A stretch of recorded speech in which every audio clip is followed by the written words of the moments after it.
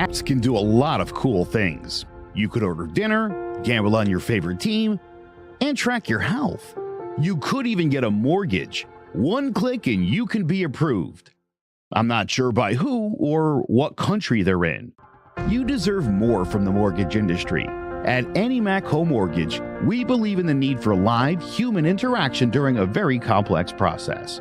The kind of service and guidance which an app simply can't provide. Our customers are more than credit scores and income documents. They're individuals and families who live in and strengthen our communities. Their story is our story, and that story begins in a home. Chris Sawyer is an expert on providing superior customer service and in meeting the mortgage needs of current and future home buyers. With over 18 years of experience in the industry, Chris is able to help customers migrate through the home buying and home financing process by using his wealth of knowledge as a well-qualified mortgage professional.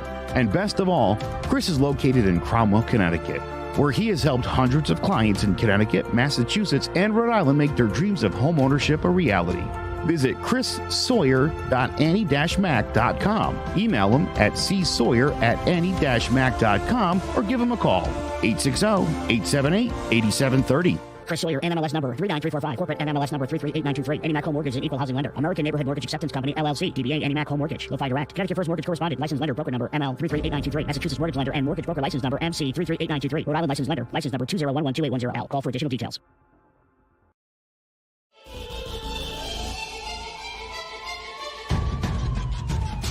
Throwing jabs, always full send. Here we go again. Jared, Joe, and Jay's Clover Crest, top three corner men, punching in with a puncher's chance. We find a way to win. The main event, lock it in every Saturday at 10. The overhand is out of hand when it comes to fisticuffs. Slide a hand on the undercard, you'll never see the punch. Uppercut, got you missing weight, feet are stepping late. Keep your guard up, feeling faint from a feint. Take a stand and eight, then retaliate. Put up your duke, stick and move, bob and weave. Don't lose hope against the ropes, there's always an escape. Never stay down. One more round, bells ringing, counter punch with your chin tucked and go down swinging. We bringing crosses with no worship, hooks with no verses, combinations with no locks. When you feel the flurry, it's curtains. From scrub scraps to fight stats, relax if you want the facts, cause the best combat podcast is throwing jabs.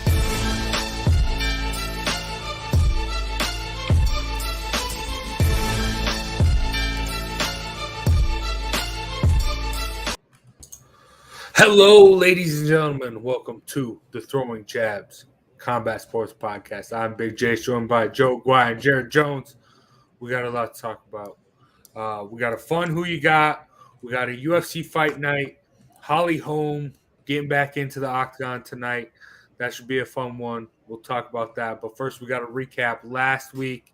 Starting off in the UFC, Jan Blachowicz beats Alexander Rakic after a freak knee injury in the third round. Joe, you and I were talking about it a little bit in the pre-show. Rakic was winning that second round. He was dominating the ground. And, that's how Teixeira beat Blachowicz and took the belt. So, even though Blachowicz out-wrestled Adesanya, his ground game is still sus when it gets to the actual light heavyweights and the actual people his size. So, but does this put Blachowicz in the position to face the Teixeira Prohaska winner, Joe, after this fight? Yeah, it does. Listen, here you say it was a freak injury. It was 100% related to the leg kicks. And for Rakic to not know there was going to be leg kicks and to not check them and to not do anything about it after he got his leg beat up in round one was dumb. But as you said, look, Rakic was fighting a good fight. Couple nice takedowns. I'll tell you, after the first round was over, I definitely thought, all right, I had Rakic winning this, but that's not going to happen. That was pretty clear to me, because he wasn't checking those leg kicks. And I knew that eventually that was going to be an issue. And then in the third round, obviously what happened. But it wasn't a freak knee injury. It was what Blachowicz did. And, yeah, assuming, whether it's Teixeira or Prohaska, I have to think that at this point, Blachowicz is your number one contender and will be fighting for his belt back. Oh yeah, that's an easy assumption. Rakic was the other guy there, and this was not as close as I thought it was going to be. I picked Rakic, and I thought they're both kind of upper echelon, close fight. It didn't shock me that Blachowicz won, but he has to be right there with his age and his pedigree and his body of work. How do you not make him one of the next steps? He's got to be. Yeah, if I'm Blachowicz, though, I think Glover, Teixeira, I think while he's old, I think you might be able to land something. He had him rocked in the first round before he eventually took Blachowicz's back. But I want Prochazka. I think they'll stand up and they'll brawl, and I think that's where Blachowicz is best. So if I'm Blachowicz looking at that fight, that's what I want. But I mean, I don't know. We'll see in the coming weeks. But it's exciting. I'm excited to see Blachowicz back. This is a weird division because I mean we've had so many dinosaurs at the top now, and now you got Prochazka really getting to test himself against these dinosaurs, and how is he going to stack up? This has been a very inconsistent division outside of John Jones. Yeah. I mean, for a long time, this division is kind of, you win the title, maybe you defend it once, then you lose said title. And that seems to be how it's gone outside of the John Jones run. And even that run, of course, was interrupted by him losing the belt for outside the ring reasons, but still. Yeah, I mean, you do have the guys, the Machidas, I mean, the Coutures, like in this, the Cormiers, but yeah, it's just really been Daniel Cormier. I also think this is the only division, maybe men and women, in the sport where there is not a clear-cut number one and number two guy. This is very much shake them up and, whoever's fighting best right now is in the top five. I mean, listen, I like Glover Teixeira. I don't think anybody's sitting there thinking Glover Teixeira is one of the great light heavyweights of all time. Nobody thinks that. Prochazka seems like he has a nice future. Dominic Reyes, I've never been impressed with Dominic Reyes. You know what I mean? Like there's just nobody in this division that's really jumping out. And it just consistently has been that way. Not on paper, but on screen. Yes. Prochazka is the one you would pick out of that group passing the eye test. I agree with you on paper, but as far as the eye test goes, Glover, Blachowicz, these are big, old, powerful. It's going to be tough to beat them, but this is that next level guy that's got the stuff that other people don't have. Prochazka is somebody to look out for. I'm keeping my hair long. I'm keeping my hair long for now so that I could do the Prochazka do for his fight. Nice. Coming up. Yeah. I love it. Yeah. It should be interesting. But that's in the weeks to come. I mean, Joe, this division, I'd say the only other one talking about that where there's no clear-cut one or two where I guess you can argue now women's strawweight after the last UFC maybe. But But all right, now let's transition to the boxing ring as Jermell Charlo KOs Brian Castano in the 10th round in their rematch to become the first ever 4-belt unified junior middleweight champ. Jared, what did you think of Charlo's performance here? I can't stand the end part of that. A little segue here. In boxing, and not you, Jace, at all, but in boxing, what we've done is like, imagine if the NFL football season was just 20 games or 25 games. And you're like, the all-time season record breaker for rushing yards. He had 5 more games. And when you're talking about being a 4-weight class champion, well, they have 5 more belts that are possible for these guys to go and get. It's the same story. So,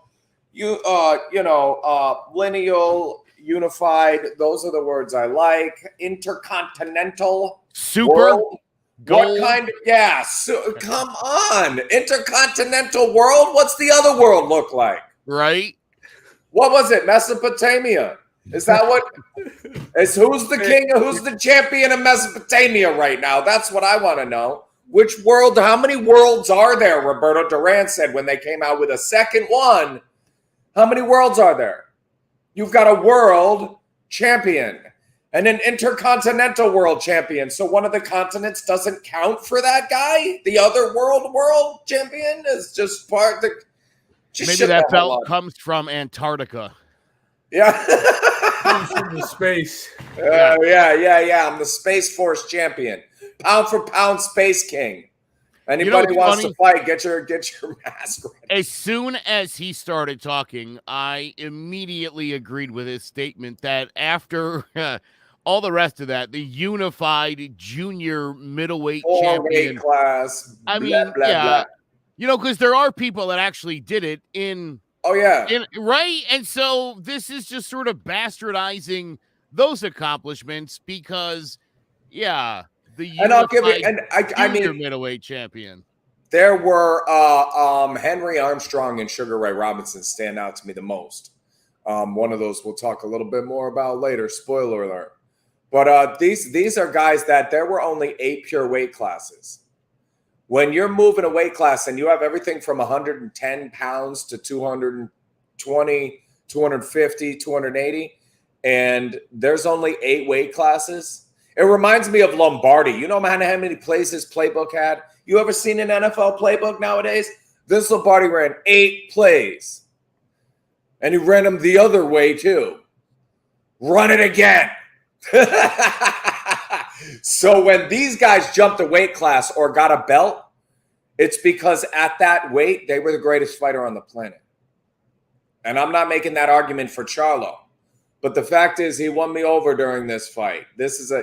I'm a Castano fan. That kid is tough as nails. If you watch these 2 fights and you're not a fan of Brian Castano, you don't like boxing. This kid is just fun to watch. And I knew Charlo was going to have all of his ducks in a row to be able to pull it out against this guy. And he did. He did. Did he show some holes in his game? Absolutely. But these are the type of tests you want to see him in to cover those holes up. This is not Shakur Stevenson. And I'd add a no disrespect, but I mean it disrespectfully. Shakur Stevenson showed holes in his game that could be exploited by the majority of guys that are his size. Charlo didn't show that much. There wasn't a real straight right hand blueprint here to beat this guy. This is a good young fighter. This Charlo kid can fight. He and his brother both. And I was a little chin checker on him. I sent you a video of Jadon Codrington, Joe. You got it? Yeah. Alan Green and Jadon Codrington. These guys, the chin checkers. If you watch the back of that video, Curtis Stevens is the other guy, the chin checkers. They had never beat anybody. But Jadon Codrington, Curtis Stevens, watch that video. Watch the red hat. There's a lady in white celebrating the Alan Green knockout. She's like, yay. And then when he falls, while his best friend is looking back and forth, fixing his hat, and you're just trying to still be tough with his buddy unconscious. And it's just the funniest little part of that clip. Yeah, tough guys. Yeah, I've never seen a genuinely tough guy go out of his way to prove he's tough. It's something I heard John Scully say once, and I grabbed a hold of. Genuinely tough guys are not out there going out of their way, puffing their chest out. And that's the difference here. These Charlo kids, they're not the chin checkers. They look good. This was a fight at the top of the game. Charlo won. He got a piece of me with this fight. Well done, Charlo. Good victory. You beat a solid boxer. Yeah, so I did take Charlo, and I don't love Jermell. Jermall, I think, is a much better fighter. And I only took Charlo here, as we talked about last week, Jared, because to me, Castano needed to have the fight of his life, which I thought he put up in the first fight. And that got him a split draw. And so I thought, if he got to top that, How is he topping that performance? And I think maybe, you know, I mean, again, he did, yeah. Until he got finished off, yeah. I mean, again, great fight, and these are the kinds of fights that we want to see. Yes, right. And these are the guys that, you know, again, especially when you win a split draw, that's an easy run it back. Let me show you what's up. So I give him credit there. But yeah, I thought this was going to be a tough fight for Castano to win. He was going to have to. We talked about this too. He'd probably have to finish the fight. Ain't no way Charlo's losing by decision, especially, you know, coming off what we had just seen with Canelo somehow pulling out 113, 115 losses across the board when that should have been much greater. So I thought it was a little stacked against Castano, but he fought a great fight until it was over. But yeah, proud of Charlo, but he, like you said, Jared, this guy's definitely got some holes in the game, and you know, I think he's got a good camp and he's got some good people around him. It's time for this guy to look at some tape and figure out some better ways to fight. Oh yeah. Well, and Castano, I guess the question I have is that his ceiling? You said he was going to have to fight the best he had. He ended up with the split draw. He came back. This may have been a better version of Castano, but it was a better version of Charlo as well. This is the ceiling. I think we just saw the best of Brian Castano. And he turns directly from this fight from a contender to a gatekeeper. He has just transitioned after this fight to one of those really tough guys that you're going to have to be on your game to beat. And that's how we'll find out those upper echelon guys, which is the nature of a gatekeeper. He's a good one. He's a good one to have. Yeah, I mean, he's very solid. But my question now, who is next for Charlo? Who is the next guy? Who would you like to see him fight next, Joe? Who would I like to see him fight next, or who do I think he'll fight next? No, who would you like to? What is the fight to make? I mean, does he move up at this point? I would think. You know, is he trying to avoid his brother? I think is the other question. Right? So if he moves up, he's conflicted with his brother. He might move down. Welterweight, maybe? Perhaps there's some good competition there. You know, I think we got a pretty big bout coming up. I don't know.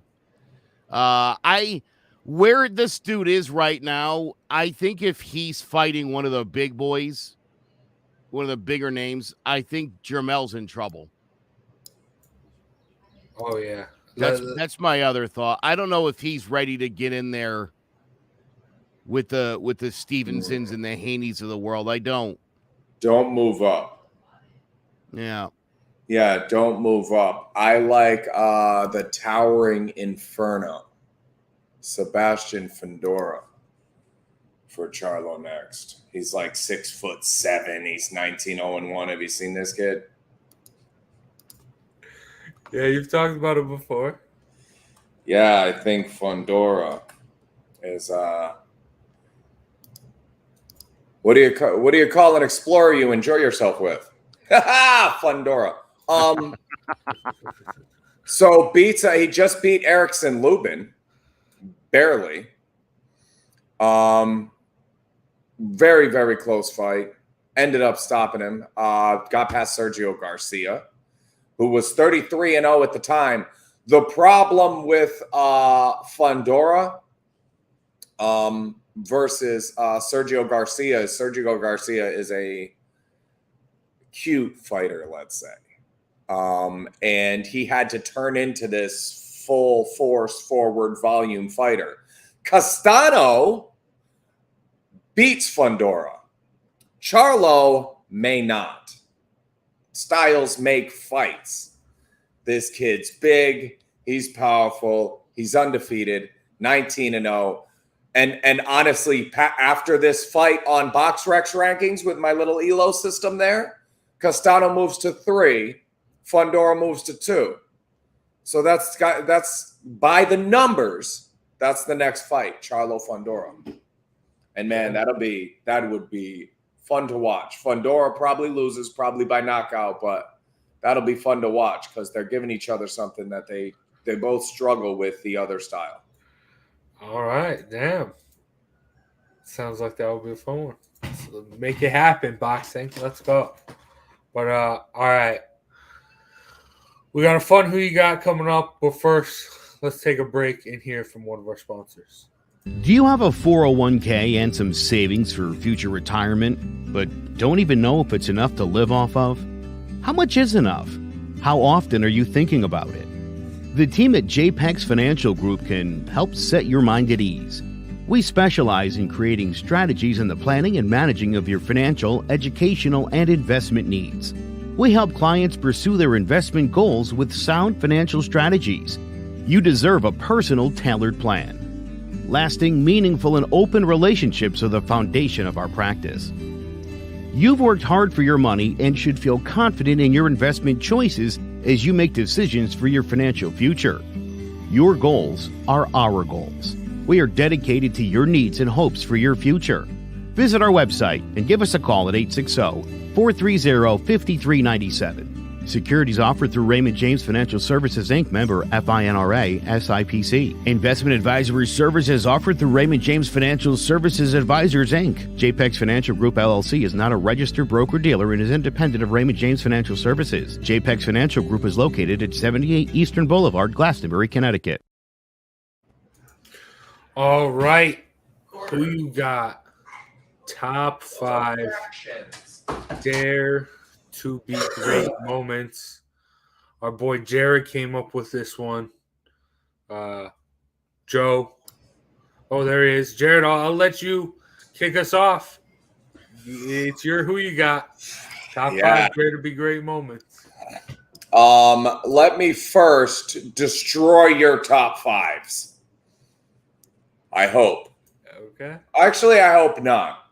I hope you guys were smart enough to see this, but I had a very distinct thing happen to me while I was putting this top 5 weight class change dare to be great moments together. And I was thinking, no Canelo.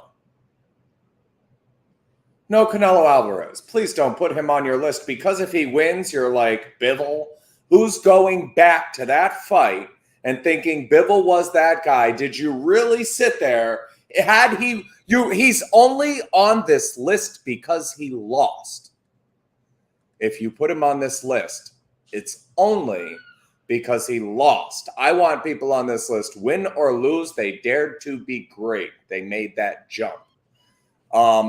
Number 5 is Loma versus Lopez.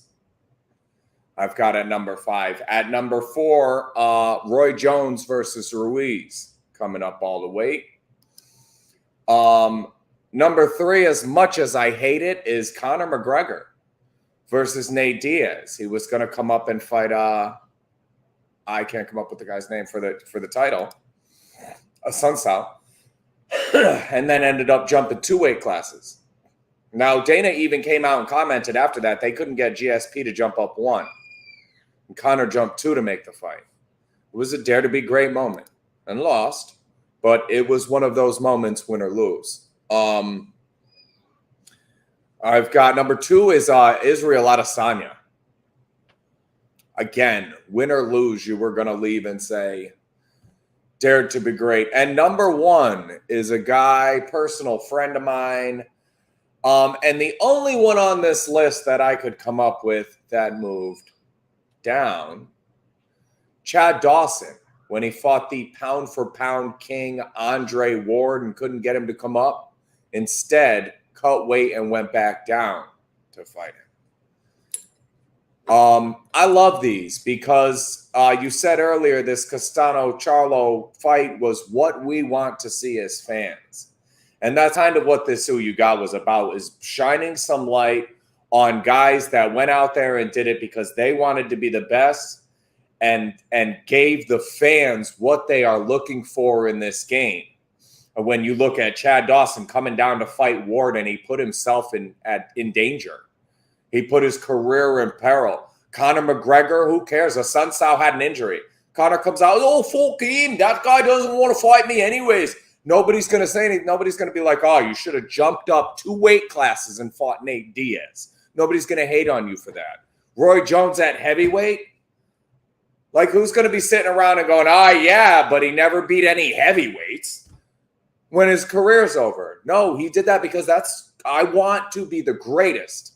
And for the fans, you're making the game for us, these guys. Conor McGregor, you're a heel. I don't like you. You're a heel of the MMA, but you belong on this list because you want to be the greatest, because you have that grind that most people don't have. Scully was talking the other day about guys that would die in the ring. He was comparing LeBron James to Kobe Bryant and saying Kobe Bryant had a gear. I don't care who wins one-on-one. Kobe had a gear, would die to beat you. Kobe had a gear that a lot of other athletes don't have. He wanted to be the greatest, and he was ready to die, showing you that he was better than you are. Look at the clip of Joe Frazier. Look at the clip of Joe Frazier when they asked him about his manager stopping the fight. And he's like, well, he said he thought you were going to die, and he started thinking about your family, and he didn't want you to die. And he says, and he's still, here's this 70-year-old man kind of pissed off about it, you know? That's what I did for work. And I knew that was a possibility. And I wanted to fucking win, and you weren't supposed to take that from me. And that is the attitude I want from my boxers. And when you see that, you got to credit those guys whether you like them or not. So Conor goes on this list. I got Chad, Roy, Loma, Conor. Sugar Ray Robinson from lightweight to light heavyweight to fight Joey Maxim. There have been guys throughout history that have just wanted to show everybody else that they were the best. You know how much smaller Willie Pep was than most of the dudes he fought? Outrageous. Just would never happen today. Jack Dempsey, you could hit me in the face with a sledgehammer for $2. If you hadn't eaten for days, you would understand. You know, that's what we want from our fighters. Go out there, be the best, try to win. If you're ready, you know, and that extra gear, that Kobe Bryant mentality, all of the guys on that list have it. Not as big a fan of Conor as I am those others. But all those guys had that. I like that. I like that list. But all right, Joe. That was a great list. And since you already hit 2 of mine, Jones beating Ruiz and Robinson losing, by the way, to Maxim, the only fight of his career where he was stopped. So 2 obviously great fights. I've got some others. So I'm going to supplement the 2 that you took from me. Just kidding. Oscar De La Hoya challenging Bernard Hopkins at middleweight. Oscar did not win that fight. Nasty liver punch ended his evening, but the effort was all there. Georges St. Pierre coming out of retirement and choking out Michael Bisping. 3 years out of the ring to take out the top guy. That's a great moment. Usyk over Joshua, obviously. Blachowicz over Adesanya. 2 obviously great moments where guys were trying to step up. Sugar Ray Leonard, 3 years out of retirement, going up to middleweight and beating the all-time great Marvin Hagler in his 13th title defense. Hagler hung him up right after the fight. He was so pissed off that he lost. Now I'm going to give you. And Thank you. Thank you. By the way. Yeah. Thank you. Because I wanted that one in there. Honorable mention. I didn't honorable mention it. And I was trusting you guys with that Sugar Ray Leonard Hagler fight. So thank you, Joe. So also Tony gave me this one, and I think you mentioned this dude's name, Henry Armstrong won the featherweight title up to welterweight, won that title down to lightweight, had a 15-round war with Lou Ambers, wins the title to become the only person to hold titles in 3 divisions simultaneously. Yeah, I think that guy dared to be great. Yeah, and I got to tell you, all day. I think That is the greatest nickname in sports, by the way. Homicide Hank is a great name. That's a great name. Homicide Hank. Who's messing with that guy? No. Like it's funny. I started with the axe murderer. Yes, I'd started with 8 and had to cut to 5, and Henry Armstrong is one of those 8. Usyk, Leonard, you touched on them, so I appreciate that. I didn't like one of yours. All right. Okay. So I kind of Canelo's on his list. Canelo is on my list. That's number 5. Listen, I kind of went outside the box a little, not necessarily focusing on the weight change a lot, but just the dare to be great moments. So number 5, Canelo. I wasn't here to talk about it last week, but I mean, yeah, it would have been better to put on this list if it was a Beterbiev. Yes, the we greater talked guy. about that ad nauseum last week. Yep. Yeah. So I mean, the Kovalev fight, he dipped his toe in the water. Kovalev was older. He thought he could get one. I mean, he was there to be great. He could have just come back. I mean, he could have been at middleweight, just a bunch of mandatories left and right, but he decided to go up. He decided to challenge himself. That's daring to be great. In between taking on those other challenges. Yeah. All right. Okay. This is where I start to go outside the box here, which is the dare to be great. Number 4, Al Iaquinta, 1 day's notice against Khabib. That's daring to be. I mean, he's training for Paul Felder, and then I mean the Tony Ferguson stuff happened. But 1 day's notice, and you could argue that's the best performance against Khabib we've ever seen. I mean, there was that one round with McGregor, maybe, but I mean, Al Iaquinta, he dared to be great. He stepped up when it mattered. 1 day's notice. Then number 3, Daniel Cormier moving back up to heavyweight, taking the Stipe fight. That was the pinnacle of his. I mean, that was the greatest moment. Stipe fight, then he comes in, gets pushed by Brock Lesnar. I know it didn't play out the same, but then not only doing that, he gets the Stipe fight, he gets the win, he gets the belt, but then he also becomes the first person in UFC history to defend a title while holding 2 belts.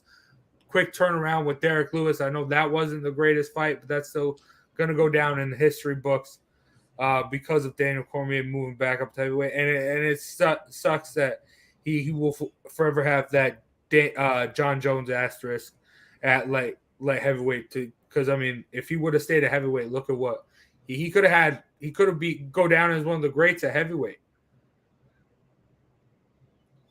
Maybe. I mean, he lost those 2 to Stipe, but he was older. I mean, listen, don't forget, what is his walk-around weight? Like 250? Yeah, he's a big boy. I mean, him being a lightweight is not a lightweight, a light heavyweight is kind of a joke. I mean, there's a lot of guys who the weight, the where they're fighting and where they're actually living are 30, 40 pounds different. And I know you love Anthony Rumble Johnson for just that reason. Walking around at 215 and fighting at 145. I mean, was like that. But I don't know. Khabib used to walk around at like 200. Is it daring to be great? Is it daring to be great if you fight somebody half your size after a week in the sauna? Yeah. All right. Okay, let me finish this. I don't want to dispute your. I'm sorry. Okay. Go ahead. No, you're right. Just you having Canelo on there just pissed me off right off the bat. And you're right. If that had been Beterbiev, he absolutely belongs on this list. It would have been on my list too. If he wins that fight, he never makes that list for anybody. Yeah, but all right, okay. Number 2, Michael Bisping, 2 weeks notice against Luke Rockhold, comes out there first round, avenging his loss prior to Luke Rockhold, and I mean, taking it and run with it, getting the super fight with GSP. I mean. For a journeyman to end his career off like that, I mean, that's pretty solid. So, yeah, I mean, he dared to be great. 2 weeks notice to come in and do that. That's pretty outstanding for the belt. And number 1, Tyson Fury's whole comeback. I mean, dared to be great. I mean, while there was a guy that no one wanted to fight, And Tyson Fury came out of retirement to fight him. I mean, look, Joshua. No, I'm not disrespecting Anthony Joshua. Anthony Joshua wanted that fight, but his handlers had that fight fall through their fingertips because they were scared of Wilder's power. And Tyson Fury, while being 400 pounds, depressed on a bunch of drugs, says, no, I'm going to come back, gets healthy, goes out and beats this guy just because he disrespected Mike Tyson. He's daring to be great, and that's why he is one of the greatest to ever do it at this point. And, I mean, that's why I have him at number one. Some honorable mentions, I mean, you guys said a bunch of them. Amanda Nunes moving up to face Cyborg. Cyborg was a boogie woman. They created the featherweight division just for Chris Cyborg. She was supposed to be this dominant force, but Amanda Nunes just shut that off. Asterisk here because of PEDs. Dillashaw being the first ever UFC champion to move down to face another UFC championship in Cejudo. And then I don't like to say it, but I mean, that's what pole dancers do, you know. Asterisks. Yeah. Go ahead. Oh, geez. But these two, I don't want to put I did put them on my list because, I mean, it's ridiculous, but I think they should be mentioned when we're talking about dare to be great moments. Conor McGregor versus Floyd Mayweather and Logan Paul versus Floyd Mayweather. Floyd Mayweather has this thing where he is up there as one of the greatest to ever do it. And for them to come in and fight him, I mean, that is a daring to be great. I know the circumstance and everything around it isn't really that great, but it deserves to be mentioned when we're talking about this dare to be great mentality. You know? Sure. Well, and I mean, thank you, Sander. It's hilarious how the views have been of me saying Beterbiev would beat Canelo before and after he fought Bivol. People's faces of, hey, Beterbiev would smash Canelo. And people were like, Canelo, like the pound-for-pound king? Yeah, smash him. Finish him. Like, stop him. He won't. No decisions. Over. And then you watch the Bivol fight and you're like, yeah, Beterbiev would probably smash that guy. Yeah. You know, if we're going to throw YouTubers and guys that are crossing over promotions, then to me, I have to bring her up, but Valentina Shevchenko fighting Amanda Nunes. Amanda Nunes' walking around weight is about 200 pounds. And Valentina Shevchenko's walk around weight is 130. And she fights at 125. And for her to have gone and faced the Lioness and put up the battle she did against a much, much bigger and one of the most talented women fighters of all time, now she's got to be on the list. I'm surprised I didn't have that, Joe, and that's a great point. Yeah, Shevchenko. Nunes. Yeah. And I have one more honorable mention, by the way. Pop quiz. Who's the first guy to beat Chad Dawson? Here's your hints. He lost to Kovalev twice. Bivol, Kovalev, and Bihab are his losses. He beat Chad Dawson. Now this guy loses to Bivol, who we all know now is very, very good. Then he beats light heavyweight silver medalist Marcus Brown, who was undefeated at the time. Then he beats Badou Jack by split decision. Then he takes 3 years off and comes back and fights China's #1 fighter, light heavyweight named Fan Long Mang, who was undefeated, 17-0. Your boy got paid last night. Jean Pascal, 39 years old. He ain't done yet. Dare to be great, old-timer. What a great fight last night. Jean Pascal pulling it out against Long Man Long. Beautiful, beautiful. Well done. And when you look back on his career now, wow, that's impressive. Sergey Kovalev when he was a killer and Carl Froch are the only guys that beat him decisively. This guy can bang, and he was plus money. Yeah. Hey, by the way, I think this is hilarious, but Canelo Alvarez says he thinks that Bivol is better than Beterbiev. Of course he does. Of course he does. And and Buju's better than Canelo, the guy that knocked me out. The smoke Canelo with that same body shot, I'm sure. Stop it. I love that. I thought that was hilarious. Yeah.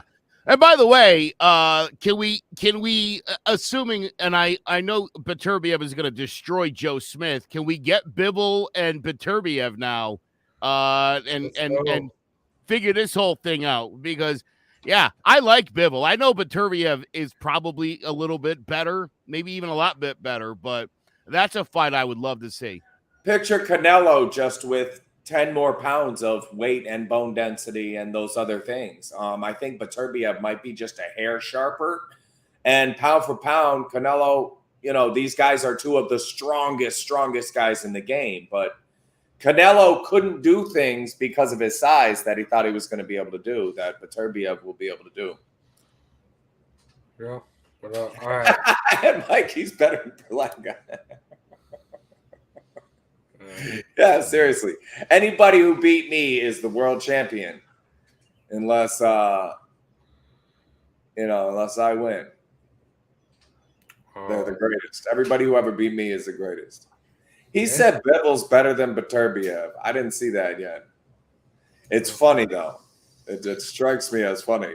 I actually, when I was in high school, these two kids started talking about my sisters, and I jumped over a divider, like it was the top rope. I jumped up on the divider and jumped off, kicked the kid in the chest. A couple staff came in. Have you ever seen the scene in Jurassic Park where the T-Rex has the three raptors? And it looked kind of like that. It was a little bit like that. Papers flying everywhere. Room's a disaster. Everybody gets suspended. Yada, yada, yada. Weeks later, Steve Engel and Bob Pavera. Shout out, guys. 30 years later, if you check into the Throwing Jabs podcast. So Bobby was talking about kicking my ass. And Steve, having his ass kicked by me, was so offended by that that he whooped Bobby's ass. Like, now, what do you think would happen if you fought Jared? But in his head, it was so offensive to think of this kid beating me when I whooped his ass that he was fighting for his own ego and pride to go kick that kid's ass. And that's what happened to Canelo there. Oh, this Bivol guy will beat anybody on the planet. Sure he will, buddy. Sure he will. And so will Teofimo Lopez until he fights somebody his size who's pretty good. Yeah. Stars make fights. And Beterbiev smashes both of those dudes that were in the ring last week. Yeah, let's hope those fights start getting made. Beterbiev needs that. Let's go. But all right. We got like I mentioned at the top of the show, Holly Holm returning to the octagon. Should be a fun one. But first, let's hear a word from one of our sponsors. So, Jess, why did you become a realtor? I worked in various customer service jobs, so I wanted something a little bit more rewarding. Becoming a real estate agent, being able to help people find their forever homes or their investment homes, starter homes. It's very exciting, so a lot of fun.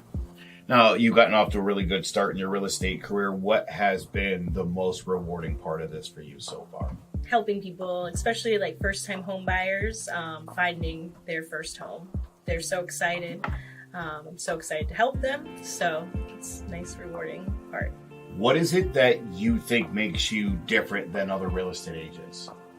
I think that my various roles in customer service has helped me. So I like to ask a lot of questions and I want to know what I'm doing. So I think that helps a lot because I'm not going to steer people the wrong way. I'm going to make sure they have knowledgeable decisions and help them find the right home. Last thing I'm going to ask you is, and I know these are words that you live by, but the mantra at CTBD Realty is? People over paychecks and do the damn thing. And that's what we do.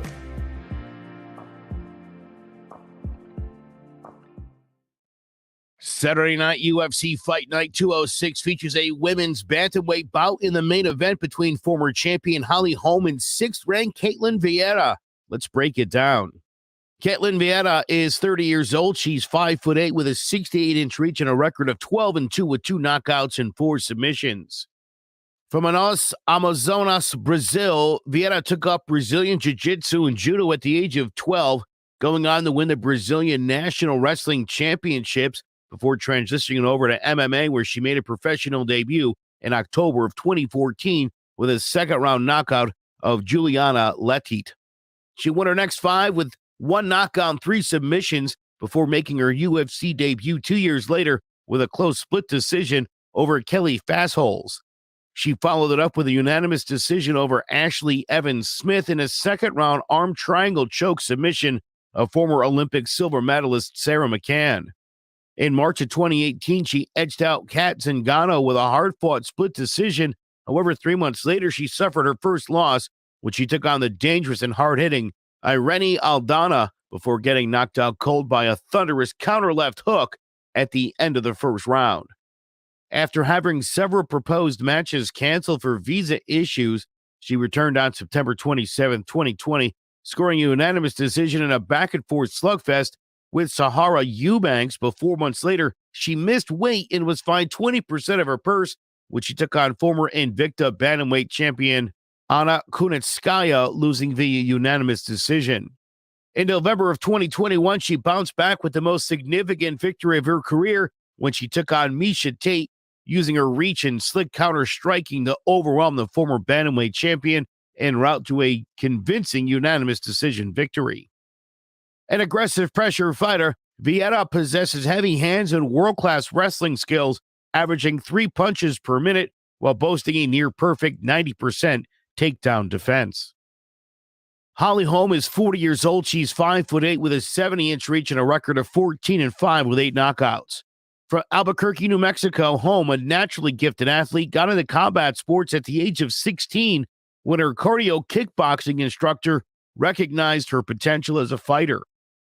After a successful kickboxing career that saw her go 14-1, she embarked on perhaps the most illustrious career in women's boxing history, amassing a record of 33-2-3 with 9 knockouts and defending her title 18 times across 3 weight divisions before making her MMA debut in March of 2011 with a second-round knockout of Christina Domke. Over the next 3 years, she went 7-0 with 6 knockouts, winning the inaugural Legacy FC Women's Bantamweight title with a 5th-round head kick knockout of Juliana Werner before making her UFC debut in February of 2015 with a split decision over Raquel Pennington. In her next fight, she shook up the MMA world when she pulled off one of the biggest upsets in UFC history, using her superior striking skills and boxing experience to completely overwhelm bantamweight champion and UFC legend Ronda Rousey, continually defending her takedown attempts and landing powerful counter punches before winning the title in the second round with a vicious head kick followed by ground and pound. Her success was short-lived, however, as 4 months later she would lose her title to Miesha Tate via rear naked choke after 4 rounds of intense back-and-forth action. Back-to-back losses to current pound-for-pound queen Valentina Shevchenko and Germaine de Randamie before a brutal head kick knockout of Beth Correa put her in line to challenge Chris Cyborg for the UFC featherweight title, which she lost via a close and action-packed unanimous decision. She bounced back 6 months later with a measured and dominant decision over Megan Anderson before returning to bantamweight to challenge champion Amanda Nunes for the title, getting knocked out by a perfectly timed head kick near the end of round 1. After recovering from a hamstring injury, she returned in January of 2020 with a dominant win over old rival Raquel Pennington, and 9 months later put on a near-perfect performance against number 6 ranked contender Irene Aldana, mixing in vicious combinations with multiple takedowns en route to a wide unanimous decision. Widely regarded as one of the greatest female boxers of all time, Holm is a hard-hitting counter-striker who maintains distance with a combination of excellent lateral movement, a solid jab, and a variety of high and low kicks, and remains the only fighter, male or female, to be a world champion in boxing as well as the UFC. Can Vieira use her superior wrestling skills to add another MMA legend to her growing resume? Or will the preacher's daughter dominate with her counter-punching and experience as both women seek a shot at bantamweight gold. Tune in Saturday night to UFC Fight Night, Holm versus Vieira, and let's find out. All right, Joe. Who will come out on top? You know, I was leaning towards Vieira, and then I just listened to myself. No, I'm just kidding. I think going after last week's fight, I am going to take Holm in this fight. I think I'm going to go. I was sort of the impression, Jared, that maybe Holly Holm is at the end of her career, but I still think she's got enough in the tank to beat Ketlin Vieira tonight. Vieira, I think if she's got a deficiency, it's kind of her lack of power. And I do think that's something that Holly Holm will be able to feature all 5 rounds, where we've seen her knock people out in the 4th. So I'm going to say Holly Holm 4th round stoppage over Ketlin Vieira, who I like a lot, but I don't know. I got to go with the experience here, Jared. I respect that. Holly Holm definitely makes the top 10 for my female fighter list all time, boxing and MMA included. Probably the top 5. And I hate this moment where I agree with the things you said about her age and her. And before I go into the pick, which I already kind of alluded to, I want to say this is your perfect styles make fights on paper for the layman, for the I think I'm a boxing fan, but I'm really a pink hat character. They both lost to someone, were stopped by someone that the other girl beat.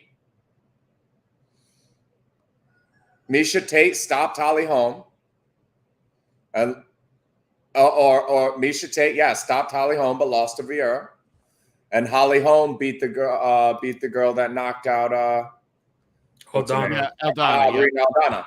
Yep. So they've each been stopped by somebody the other girl beat. One of them has to win. So that the levels don't work that if you beat, then you beat, then you beat. Viterbo will smash Benello. Benello.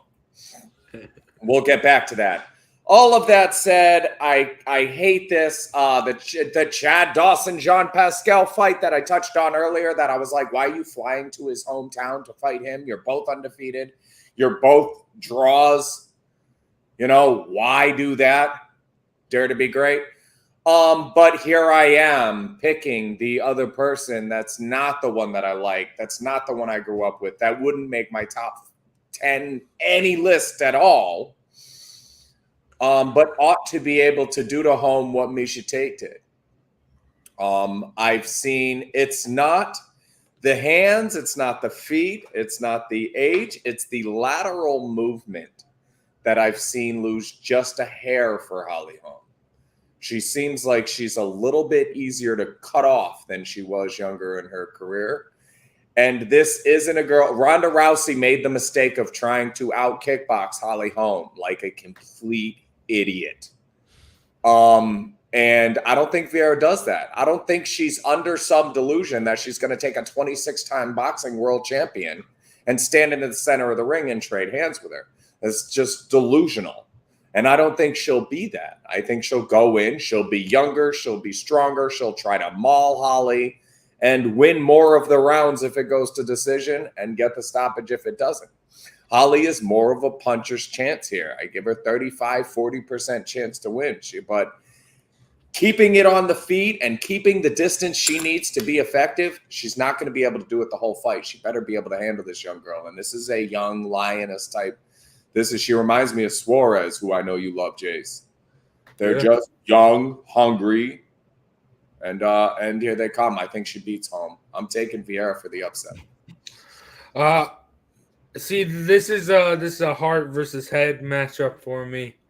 I mean, I love Holly Holm, but I mean, Ketlin Vieira, I think she does have everything that beats Holly Holm. I think she can bring it to the ground, choke her out fairly easily. I got Vieira in the third, plus 210. I love that money for Vieira as well. But, I mean, could Holly Holm throw back to some vintage Holly Holm and just dominate her on the feet, stuff some takedowns, and just keep it there? I think that could easily happen. She can be knocked out with punches. Yeah, I think this is going to be a good fight.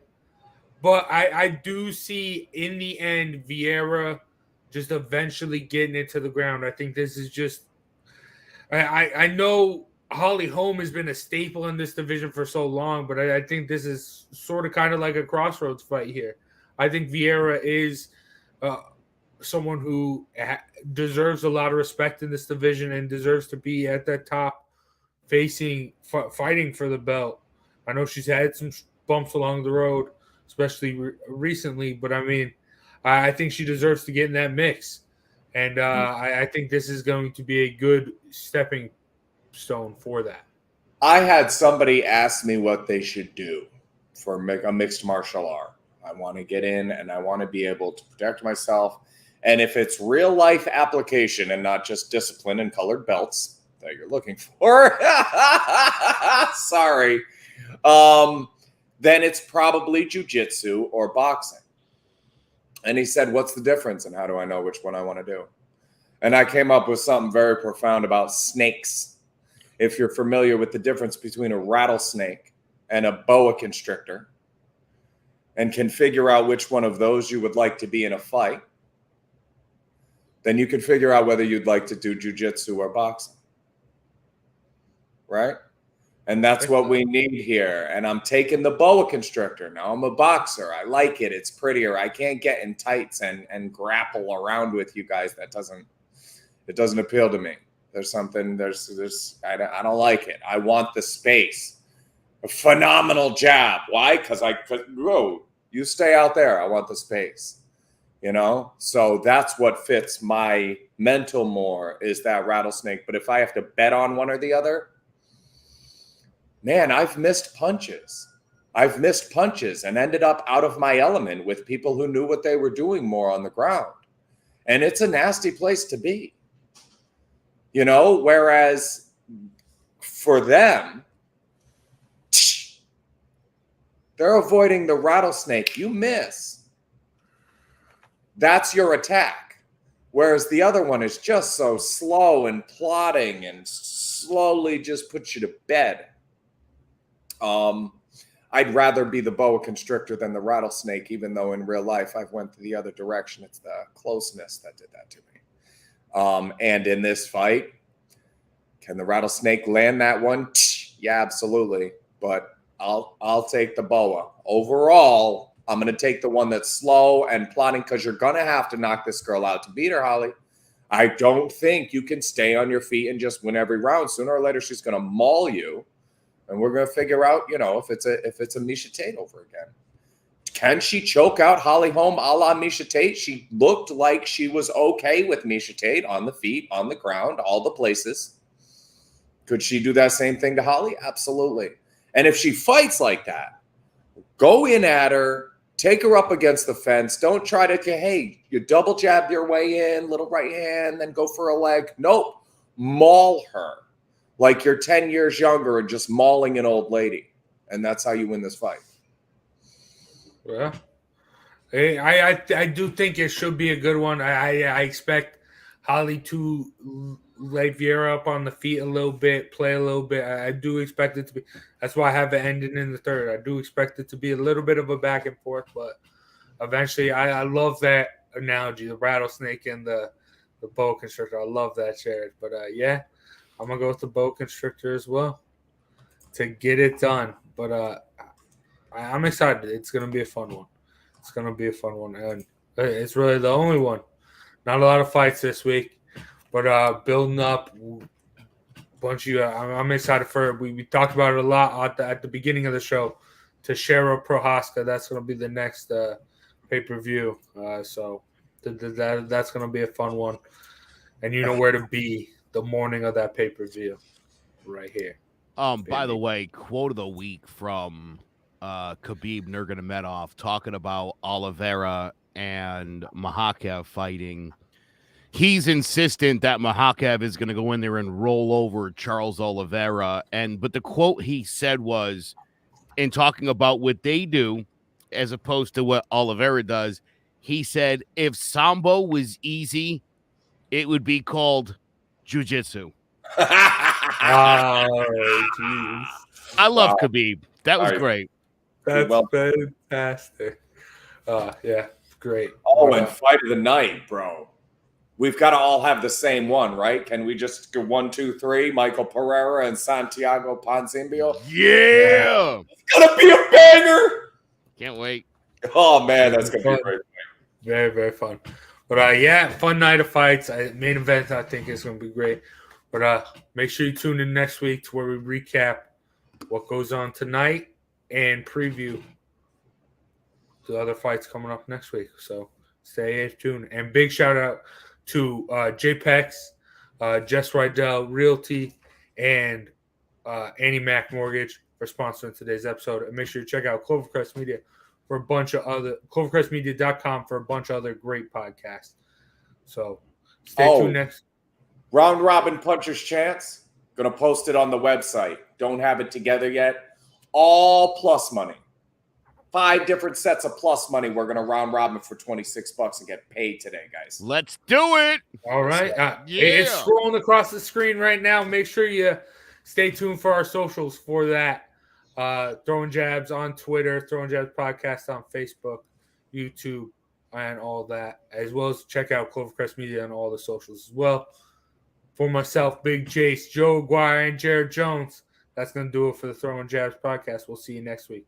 More Combat Sports. Take care.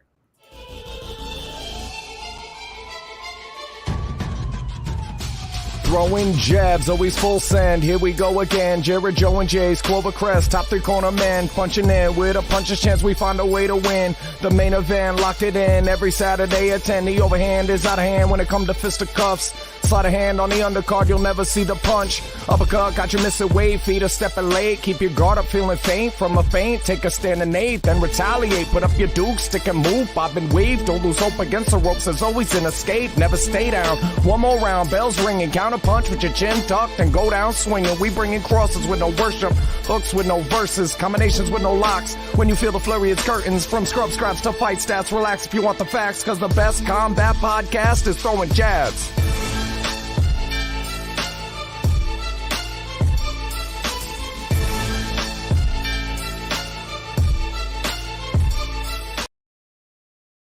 Hello, my name is Joe Aguirre. I'm the president of Clovercrest Media Group. And here at CMG, we have a wide variety of podcasts, including sports shows like Keys to the City, The Roll Call, Throwing Jabs, All 4 Downs, and Jawing About the G-Men.